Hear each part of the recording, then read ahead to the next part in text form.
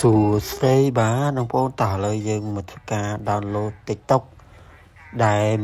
មានជាប់ logo បាទសម្រាប់ឆ្នាំ2025ហើយបងប្អូនតិចណាស់ដែលគាត់ដឹងអញ្ចឹងបងប្អូនអាចទស្សនាវីដេអូរបស់ខ្ញុំបានតើឥឡូវយើងធ្វើការចុចពាក្យថា download បាទយើងសរសេរពាក្យថា download នៅលើជ្រោមឬក៏ហើយកម្មវិធី iPhone វាមានកម្មវិធីផ្សេងអញ្ចឹងយើងចុចនៅលើជ្រោមនឹងតែម្ដងដើម្បីឲ្យបងប្អូនស្រួលទៅចុចនៅលើ Android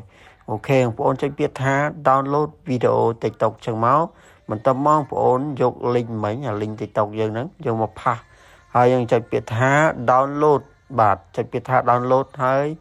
យើងកន្លែងទៅនេះយើងបើកវាមកយើងចុចបើកបាទយើងចុចបើកទាំងអស់គ្នាមកបាទហ្នឹងហើយយើងធ្វើការចុចបើកមក